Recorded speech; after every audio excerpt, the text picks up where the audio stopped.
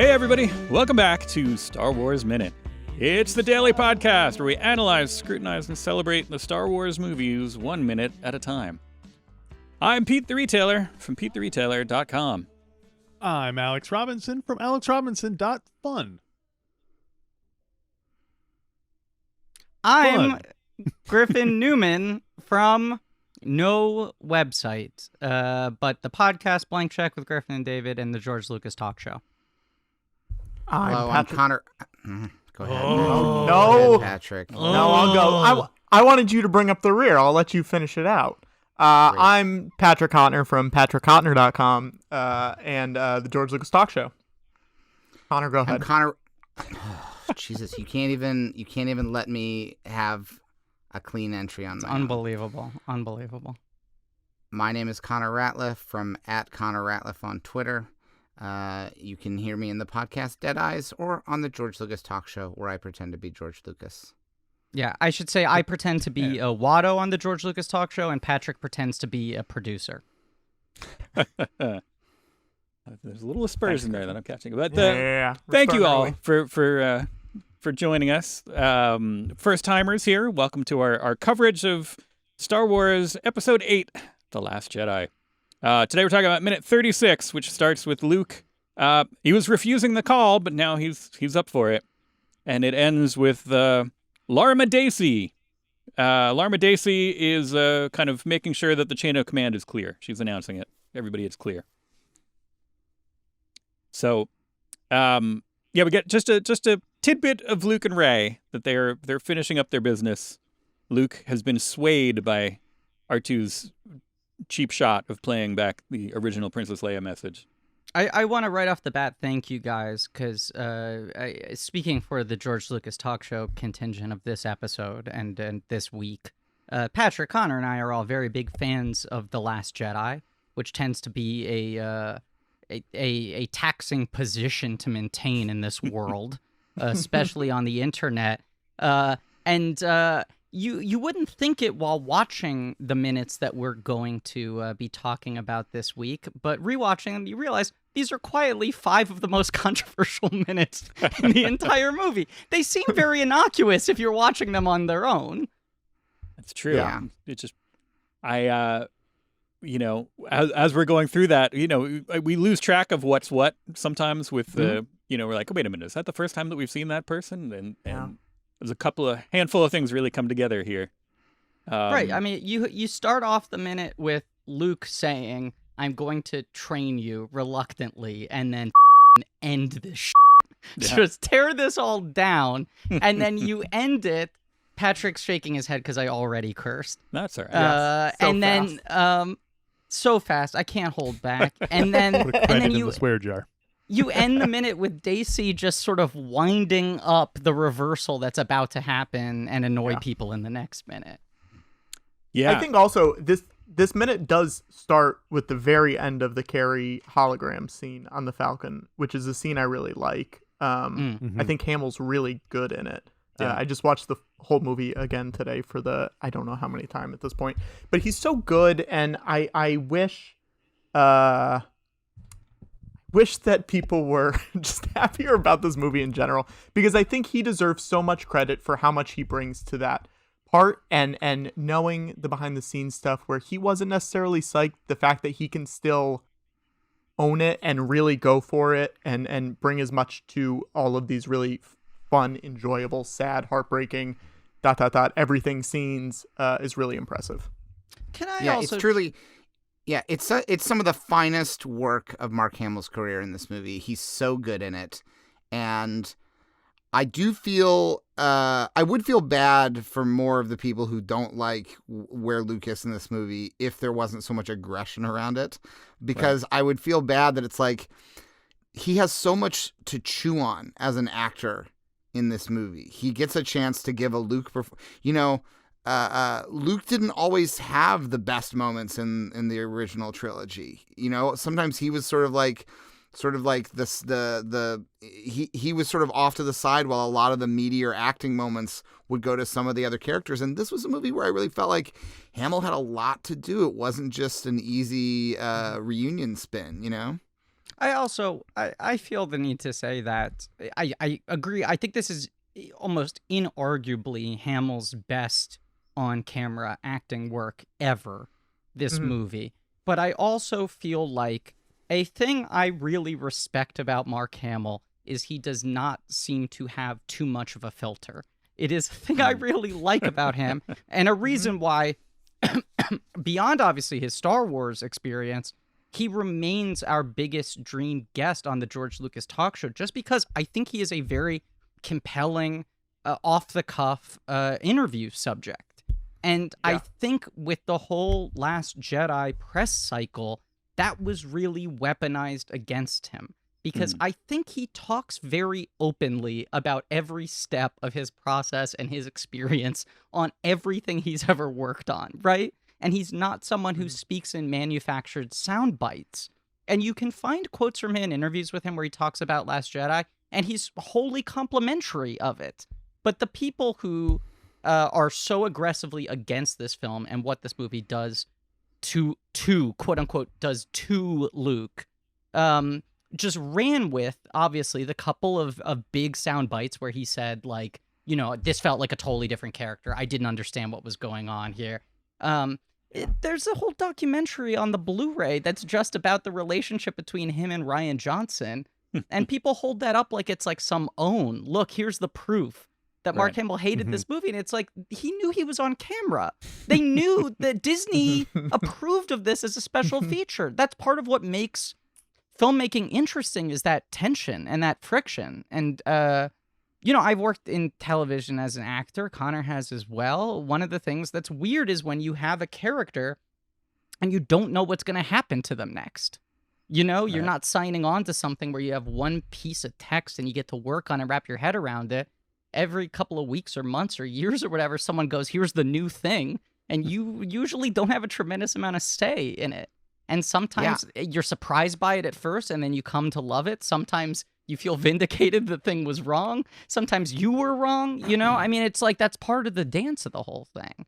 Yeah, I think part of it might be this is going to sound weird. I'm not at all. I agree with a lot of what you just said, and I'm not taking away from Mark Hamill. I think he was better in this part than he wanted to be, in a sense. Like, he was a little bit, you know, he wanted to kind of inhabit that heroic Luke and be that, no, I want to be the hero and I'm coming back and I'm doing the thing. But like, it was about that kind of like, oh, like you tried and failed. And he's like, no, I don't want to be tried and failed. Like, I want to be the hero. I want to come in and be the big guy. And he was absolutely the right tone for this character, for this point in the story and for this. And he ended up selling it incredibly well because there's a lot of that, you know, kind of in him.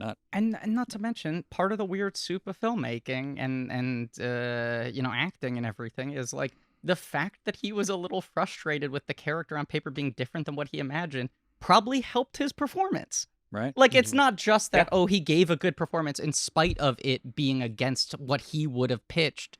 I think that friction adds to the character. Yeah, Luke is also not thrilled about where his life has left him, you know?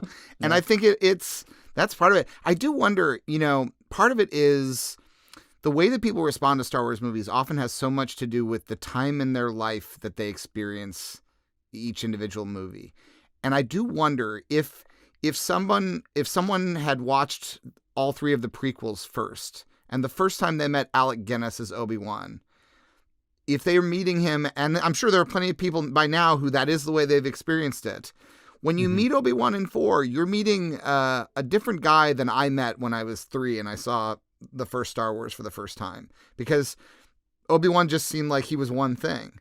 But if you've seen the prequels first, you know Obi-Wan is the guy who chopped off all of his friends' arms and legs and left him to die on a volcano. Like, all of his friends. It's a very different... Not just that one friend. All of his friends, he just chopped the went and going arms. Pretty much only had one friend, let's be honest here. He only had one friend. Yeah. But you know what I mean? That like when I think there were a lot of people who spent decades thinking of Luke as one thing, and then when they saw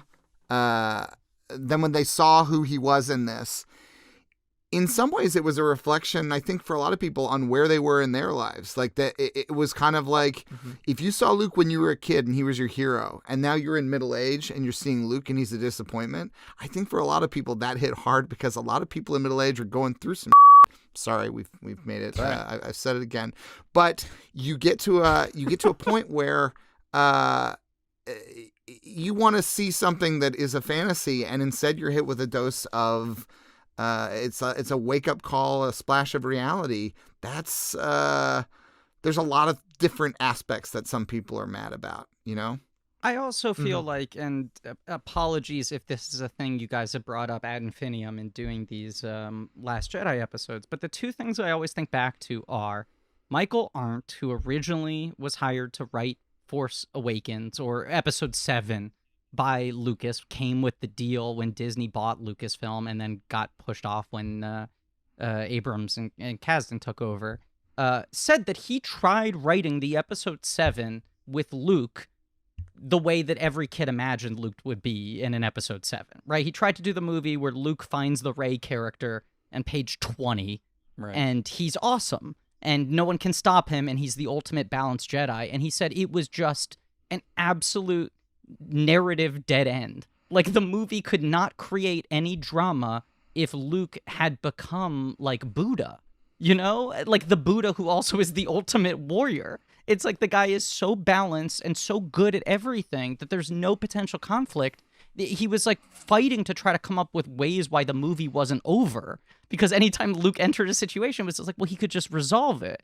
And then the other thing that I just feel like doesn't get brought up enough is, as part of Lucas's original sort of pitch outlines for what he thought 7, 8, and 9 would be that he handed off to Disney, and fans are so upset that Disney threw out, he always had in there, Luke is like Colonel Kurtz. He's like disillusioned. Right. He's become a hermit. He's given it all up. He's angry about everything.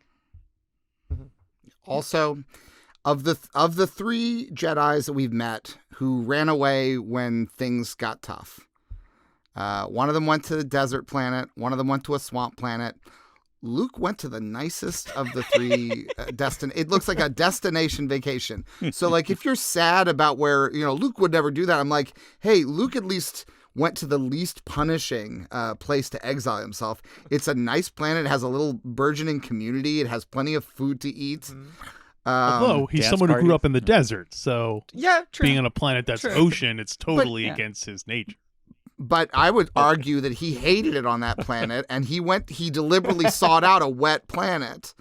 Unless it was like he was like protesting, you know, it's like, oh, well, in order to go into hiding, you have to go someplace that's completely kind of antithetical to your being as kind of a penance. Yeah. And Yoda's like, all right, fine, I'll go to the, you know, this dank swamp. And Obi-Wan's like, I'll go to the desert. Luke's like, I'm from a desert planet, so I'm going to go to this really nice kind of like idyllic kind of green lush planet, right? That's totally not what I want.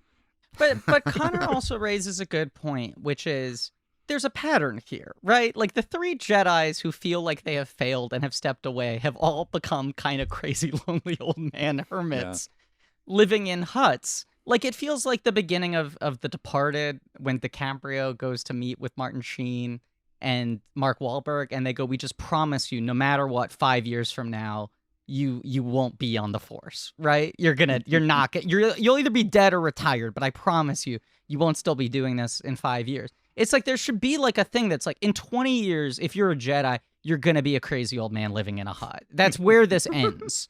There's no other outcome. It's an exhausting, thankless job. And compare Yoda's final act, the final act of his career, to Luke's final act. Luke gets to do this great sort of remote hero trick, whereas Yoda just says, don't go help your friends, and then by the time he comes back he says, it's too late, I'm dead, and he disappears.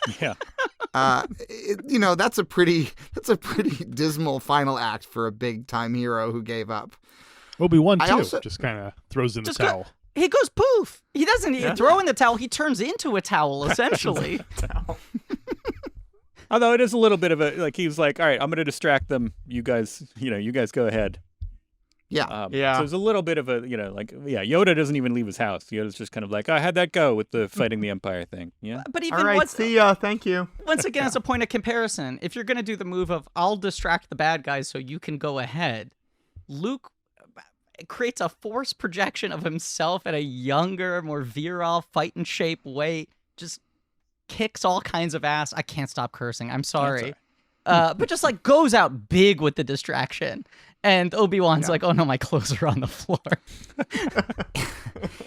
It's also not to I realize we're getting far outside of our minute, but like it's a few years ahead of its time in terms of we've all learned about we've all learned in the past year about the advantages of working remotely. And I really felt like that was the ultimate message of Last Jedi, was that it was about like he essentially did a Zoom meeting. He did a Zoom fight with Kylo and he did Ren. a better job. Sometimes working remotely, you do a better job than you would have if you had gone in person. Yeah. You know? Not that it didn't take a lot out of him. I'm glad that we're getting all the Luke stuff out because we don't have Luke stuff for the next 5 minutes. So it's just us. Right. We just want to get this out of the way now, you know? But also, I feel like this is a huge transitional minute because, like, I think people get upset the second Luke throws the lightsaber over his shoulder. They get upset when he's drinking the milk. They get upset about all of these things. But this is the minute that I think for a lot of people is the point of no return, which is when he, like, says the, like, and then this is going to end. You know, I think people felt so fundamentally betrayed by the idea that Luke was not still upholding the sort of beliefs of a Jedi. Yeah. Which is the meat of this minute. Yeah. I mean, and to a certain extent, the movie, you know, it's that, I mean, it's one full thread of it that it's this, okay, like he's, not only does he not want to get involved, he thinks that it's not just him. It's like, no, Jedi shouldn't exist. I'm going to show you why the Jedi should not happen. Why we don't. It's like I was bad at it, therefore no one should do it. Right. Yeah. But like, so my podcast I do, Blank Check, started out as a podcast exclusively about the Phantom Menace, right? Right. My co-host and I thought it'd be funny if we did a podcast where we just acted like that was the first Star Wars movie and they never made any sequels. And then at the end of 10 episodes, we discovered that, in fact, somehow he had slipped one by us and made episode 2. And we did that for a year, and at the end of a year, we transitioned away from doing Star Wars, just in time for everyone to get angry about Star Wars again. But the thing we found watching those 3 movies with the dumb thought exercise of pretending that we don't know what happens in the original trilogy is the Jedi dropped the ball on everything. I mean, those movies are about, and I know you guys have covered them in such fine detail, but it's not like they're pulling something out of the ether that was not in the text of what Lucas set up. Those movies, the prequels, are about the sort of arrogance of these, like, you know, these guys in this floating tower who think they have all the answers and let, like, fascism rise right under their noses. They mess everything up because they think they have all the answers and they don't question themselves ever. Yeah. And they haven't to been be challenged. fair, it did last for 1,000 years. It's a pretty long time to I sure. can understand them getting a little lazy. They had a good after run. 1,000 years. They had a good run. Look, there are certainly some successes if you chart the whole thing. Yeah. I mean, we only literally saw the last 1% of their reign. So again, it's like Luke. We're just basing like, all right, we should throw the whole thing out. Look at Ki-Adi-Mundi. Come on, like, you know, same thing. It's like, well, look at these jerks up in the Oppo Rancisis. Get out of here. Oppo Rancisis. Yeah. We both went for the same one. Both Russian to Oppo. Yes. We know who's the worst. I'll also say that for what surprised me about a lot of the anger towards The Last Jedi is it felt like a series of questions were being asked that were, as far as I was concerned, brand new to Star Wars, in the sense that if you apply most of the questions that the angriest people feel about The Last Jedi to any of the original trilogy films, they all fall apart very quickly.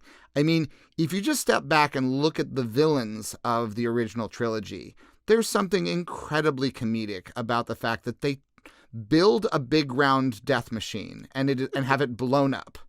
And 2 movies later, they build another one and have it blown up again. Right. We're starting to get into Roadrunner Coyote territory in terms of how absurd it is that they build a second one. Right. And at the very least, they should. They should change form factor for Death Star 2. They should be like, maybe this time it's a box, you know? Yes. We know the orb doesn't work, fundamentally. Is the Death Pentagon 2 on the nose, or is that... anything's better. An oblong sphere. If it was George, it would have been the Death Pentagon. Yeah. George would have gone for that. Yeah. Well, I have a practical question about the minute here. Do you think, because Luke does come in, this is still in the Luke and Rey bit. Luke, wakes her up, is just like, all right, like, I'm convinced, tomorrow at dawn, 3 lessons, that's it. And I know, having been in this same situation, do you think Rey was confused? Like, is it after midnight? Is she confused? It was like, wait, by tomorrow, do you mean like this next day coming up? Or I once got in trouble at work because I was, up way too late doing stuff. And I was like, hey, like I was up way too late and I can't do this. So I'll check in tomorrow. But it was like, 4:30 in the morning. And so when they got it, they're like, wait a minute, tomorrow, like you're skipping a whole day. Like what? I also know if you wake me up and tell me something immediately, I will not process it correctly. Oh no. I don't even think I would be able to jump ahead to the question of is today, tomorrow. I think I would just go like, what do you mean training? Like I'm still in my dream state. Who are you?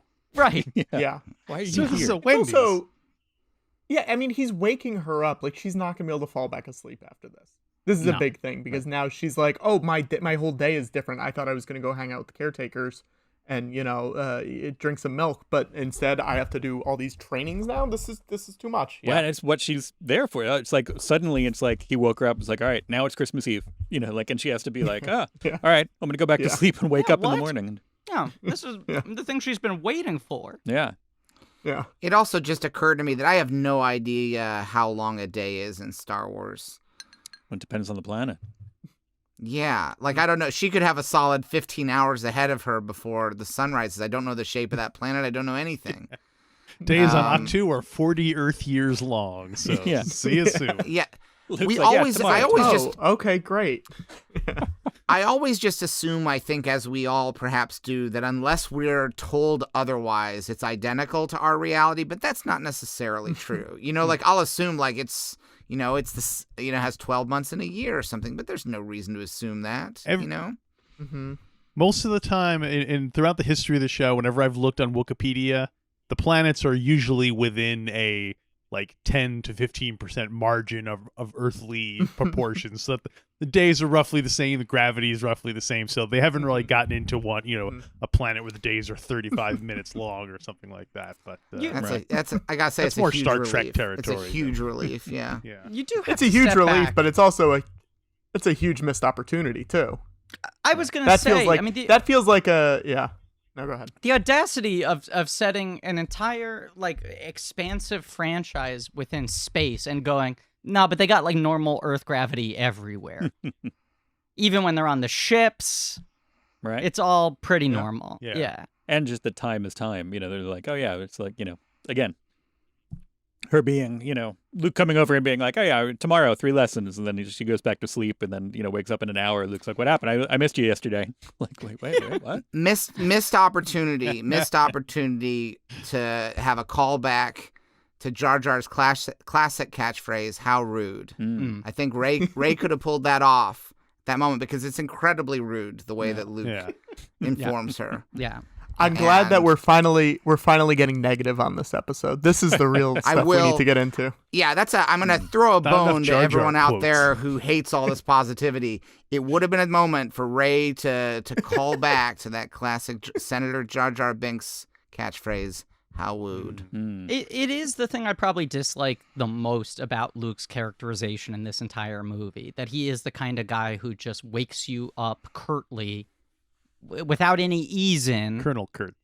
Yeah, and then just sort of drops a bunch of knowledge on you and leaves you hanging dry. Like, that's... I cannot handle people like that. No. I mean, sleep is my most cherished time. And to ask me to comprehend big news when you just sort of slam open a door, poke me with a stick, and expect me to be able to handle it. Yeah. Griffin, I'll say this. You've been inside for almost a year at this point by yourself. Who knows how you're going to be when you start seeing people again?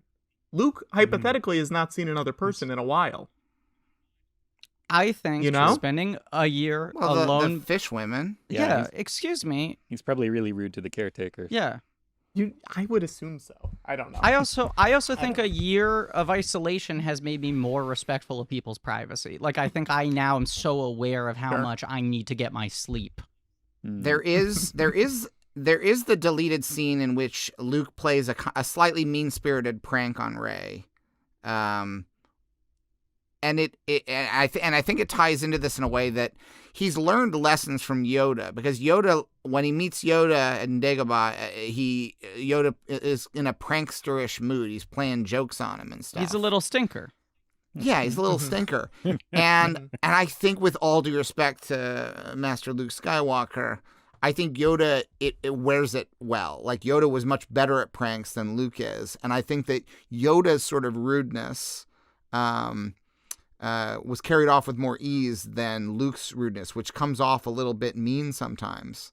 Balanced by the fact that later on Luke would be more of a hero ultimately than Yoda was. It just shows their energies went to different places. Well, plus Yoda's kind of peppering it with laughs, which makes it a little more palatable. You know what I mean? He's not. Yeah, Luke is just grumbling. Although it would be really creepy not a lot of if laughs Luke was from just kind of Luke. laughing hysterically while he was doing. If he was doing like Joker laughs while he was just like, "Nope, I'm not going to train you." It'd be like, "Whoa." Yeah. I think I have the wrong planet. I kind of like it. What if that was Mark Hamill's take when he said, like, it wasn't what I imagined Luke doing in these years? It's like, I imagined him just cackling like the Joker all the time. Ryan Johnson and I fundamentally disagreed on that point. I would not be surprised if he did at least suggest that. And, not. No. Yeah, somewhere everyone somewhere was in the like- rushes there's a Yeah. Well, somewhere in the rushes there's a Joker laugh. yeah. We'll do one that way and see how it goes, Mark. And then, I at the how much time do we have this? I feel like this is gonna open a can of worms if I ask this question, but it is about Luke, so it's the only. we haven't gotten to chance, so. space yet, but yeah, this is the crux of it. The rest of the rest of the movie, rest of the week is in space. So. Yeah. Well, so I love Hermit Luke. I love the whole Hermit Luke storyline. What if the movie had been basically chronicling the events of Kylo Ren's fall and seduction by Snoke rather than dealing with the aftermath of it? Like, we do see it in flashback or multiple flashbacks. But so would that have that would be a better, I think that would be a better story for Luke Skywalker. Fortunately, it has nothing to do with Rey really, but like it seems like a lot like the Clone Wars in A New Hope. Like, you heard about that and it was all very exciting. Like, you're hearing about something that happened before that might have been something very cool to see. But maybe I'll say this. Go ahead. There's a fun comic book that deals with that a little bit. It's called The Rise of Kylo Ren, and it's pretty good. I don't want to, I know some people get mad about like all, having to read everything to know the whole story, but it does exist and it is fun. But I think you raise a very good point. That would be an excuse to see all our beloved actors on together. Mark Hamill, Carrie Fisher, and Harrison Ford would have all been together talking about this. So, but it is. You the way raise a very good point, though, Alex, which is, people lived with for decades the mind's eye version of what they thought they would get to see in the prequels, right? And then when the prequels came out, people were largely disappointed by which things got the most screen time and which things were kind of put off screen. I mean, I remember the ire when it was like, oh, the majority of the Clone Wars happens in between the two movies? He's going to make us watch some stupid cartoons in order to fill in the blanks? And then people love the Clone Wars, and also I think people's love of the Clone Wars and how the years of that series has been able to fill in all these gaps has created a sort of reclamation project for the prequels. People like them more now because they have the greater context. It does feel like if Lucasfilm were to someday do an animated series where you could have Han and Luke and Leia together and you saw why Luke left and why, Han and Leia's relationship fell apart. All these things that are explained to us in the movie, but in shorthand, and how young Kylo got seduced and everything. it does feel like people would then start to like these movies more. Because I think a lot of the complaints I hear are the sort of just like, why are we supposed to just take this? This isn't set up. None of that has been established. And it's the unfair advantage of like, well, these other things in the original movies or the prequels feel more established to you because you've lived with them for decades and you've had a lot more supplemental material fleshing that stuff out for you. It's almost unfair to judge a new movie you're watching for the first time on the same level. Yeah. Yeah, go ahead. Go ahead. No, I was going to say those blanks were blanks for 40 years. So like, why are we complaining about blanks that we've had for like 2 years now? You know. So. Yeah. Yeah. For me, a big part of what I personally enjoyed about the Star Wars movies when I was a kid was how much it left to your imagination. That you meet Lando for the first time and you don't know their history. You're just told they have a history, and you can kind of it made me feel like a more creatively participatory viewer to be able to like imagine what the parts are we weren't seeing. And I think that was a lot of the goal in the sequel trilogy, was to try to like to start from a place where you've missed some things and leaving some of those things to be intriguing to you. My favorite parts in Star Wars movies are the things that I don't understand and they aren't explained. And I'm not the type of fan who necessarily seeks out the answer to find out like, oh, why is this like this? I like that in the prequels, my favorite part in all of the prequels is those red force fields that keep Obi-Wan from being able to join the fight. The fact that they're on a timer, I don't care what they do. I don't care if they have to do with the heating. I don't care if they have to do with the cooling. They're just part of this building. It's in the past that looks like the future. I don't understand it, and I've got this footage that I'm watching that's intriguing. And to me, it was just like, all I need to understand is that you can't run through these force fields. So if you're fighting and you're running through them, you're stuck when the red force field comes back, and it'll go away again in a few seconds. To me, that was what Star Wars was. And when Luke started drinking the milk from those creatures that were relaxing on the side of the mountain, sea sirens. Yeah, to me, that was just like, this made me feel the same sort of like, what is going on, that I felt when I was a kid watching the originals, which is, I didn't understand what the Ugnaughts deal was, but these are the staff that are working behind the scenes in Cloud City, and what are they doing? And I'm just like, to me, that was where the wonder was. And the I've always unanswered felt stuff is what's most exciting. Yeah, and I get that some people, and it's great that you can look these things up on Wikipedia and they have all of the information. But for me, I always liked that when I was playing with the toys as a kid, I had so many blanks to fill in. And that's what I like about the new ones too, is that like, as long as they keep making new stuff, I want them to keep creating more blanks to be filled in, because I think particularly for viewers who are creatively inclined, it's just more fun, because you can look at a character like Lobot and think, what's his deal, man? What's in it for him? You know, and you're just like, I love stuff like that, where I like imagining that Leia and Han had this relationship and they had this child, and we don't get to see any of it, but we know what Han's like. We know what Leia's like. We also know what those actors were like during the period where, let's imagine they'd just been filming nothing but Star Wars movies between Return of the Jedi and The Force Awakens. You can go back and see, okay, so Harrison Ford around the time of Presumed Innocence. Okay, maybe that's when he's like having a kid with Leia, and like. Right, and you're like, that guy would not stay married to the woman from When Harry Met Sally. That would not be a good marriage. No, that makes sense. There you go. Yeah. Can I also say, I found an old Lucas and Luke's interview. missing. We don't see Luke for a long time. Yeah, that's true. He's just doing voiceover acting. Yeah. I found this old Lucas interview that really hit me hard and like kind of explained that sense of mystery that I think Star Wars sells so well, which is for him, when he went to film school and he started seeing foreign movies for the first time and watching Kurosawa movies for the first time, he was so compelled by the fact that because they were created for a Japanese audience, the traditions were not explained.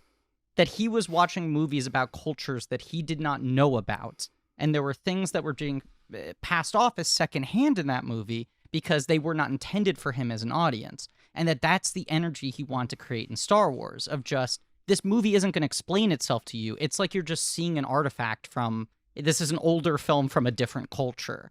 And that's the exact thing that gets me amped up when I'm watching the Star Wars stuff that I like the most. And some people like the Star Wars stuff that explains everything thoroughly. I don't think there's a wrong way to consume Star Wars, especially at this point when there's so much of it. The wrong way to consume Star Wars is to attack other people for consuming Star Wars the wrong way. Right. Yeah, I think the wrong way to consume Star Wars is to be constantly furious about the parts you don't like. I think because there's plenty of Star Wars that I don't like, and I am mad about almost zero of it. Because if you like Star Wars, you need to. It is very important as a person, I believe. If you like Star Wars, if it ever gave you any pleasure, and you find yourself in 2021 angry about it all the time and angry about people who like stuff that you don't like, it's time to find something else to like, because it's unhealthy to be that angry about something that gave you pleasure. I know people who, when these sequel trilogies came out, who were like, when the sequel trilogy came out, when The Force Awakens came out, a friend of mine who's in his 40s was like, I like it, but I'm not liking it as much. I feel bad because I'm not liking it as much as everybody else seems to be. And I said to him, man, it's okay. When you like these, you were 5. I still like these at the same level I did when I was 5, but it's perfectly fine if you don't. And there's other stuff that you like. There's another great quote. There is, isn't I think I've heard there are a couple other things. Yeah. Yeah. I don't know what they are, but I've heard there are a few other. Yeah, they're out there. There's another great Lucas quote that is very quaint now to think about it, where I think he was talking about how whether they should have the scene in Return of the Jedi where they show Luke like hiding the lightsaber in R2, because otherwise it's just going to come out of nowhere. And they're like, well, we don't need it. It'll just have the lightsaber come out of nowhere, and it'll be like, oh, because he hid it in R2. You know, like you can put it together. And they're like, oh, people are going to be mad about it. And Lucas's response is, so we'll get a couple of angry letters in Starlog magazine. Who cares?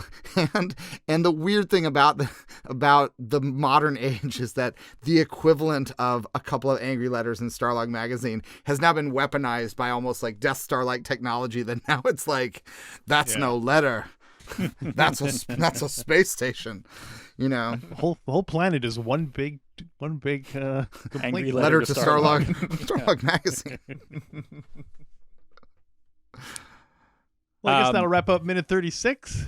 Yeah, I mean, we've got space stuff that is in this minute, but we can table it for tomorrow. We can fold it over. Wrap it. Yeah, because this space stuff is pretty much a prelude to the following space stuff. It's just wind up, really. Right. Yeah. They're like friends and family minutes. We'll just keep them for tomorrow. But assuming that you guys can come back tomorrow for another episode. Tomorrow, same time? Tuesday, same time. It's same place? Yeah, well, I guess. Yeah, sure. All right, Connor, we'll be here. If you can make it, that's cool. If I can't, I'll let you know. All right. Okay. Listeners or viewers, hopefully you can come back tomorrow. That's right, viewers, because this is on StarWarsMinute.com/YouTube. That'll get you to our YouTube channel where we are posting the whole season's episodes on there, as well as here in your ears. So beautiful faces. If you haven't already, check that out, and then meet us back here tomorrow for a brand new episode of Star Wars Minute. Star Wars Minute.